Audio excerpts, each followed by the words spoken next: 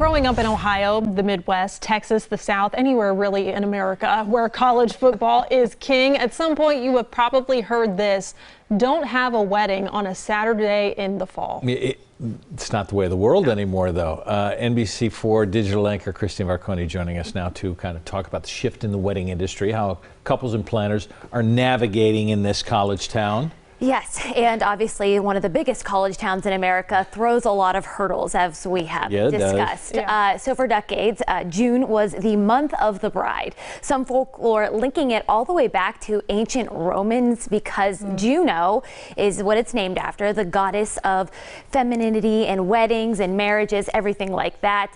But now October is the queen. Business is booming. Columbus is booming with weddings. Natasha Churches is the owner and principal planner at Isle & Company. Venues are booking out like a year to 2 years in advance. So I'm in the heat of season right now in fall. And I would say we're about, I don't know, maybe we have 40 weddings left for the year. In 2021, the top 5 most popular wedding dates were all in the fall, a trend that does not seem to be slowing down. 35% of all weddings take place in the fall, according to a study from wedding website The Knot. We're going full steam ahead. One of Natasha's most recent couples, who met while an undergrad at Ohio State, knew they wanted a fall wedding, but Lisa's dad is like a mega Buckeye fan, like a super fan. I think the first thing he said to us, even before congrats, when we told him we were engaged, was, don't schedule your wedding on a game day. He's assured us many times over the past year he would not show up if it was on a game day. Oh, okay. So we had our work cut out for us. And he's been telling me that since I was like a kid. Yeah. They figured it out, though. So we kind of got lucky that the venue we ended up with told us that they had the Sunday of Labor Day open. And Lisa's dad did, of course, show up in his Ohio State socks, and so did Brutus.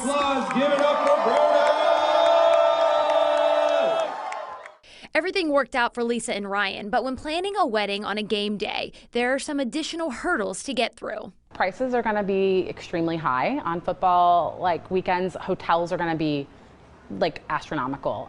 Transportation is, and it's also just like demand for entertainers, DJs. People have, tailgates. Those vendors that you don't think about that would be at football games are also at weddings.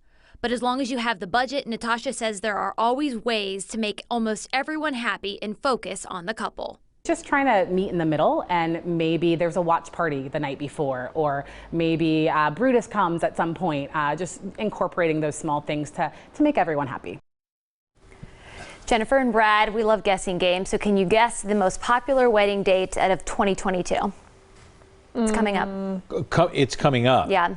So October. Popular wedding date. It's October 22nd this year, but Natasha says hers was this Labor Day weekend because of the Notre Dame, and you could have it on a Sunday like Lisa and Ryan did.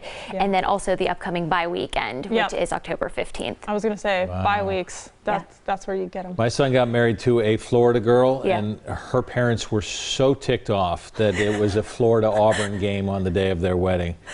And they exited during the reception to go watch the game. Wow. How about that? Yeah.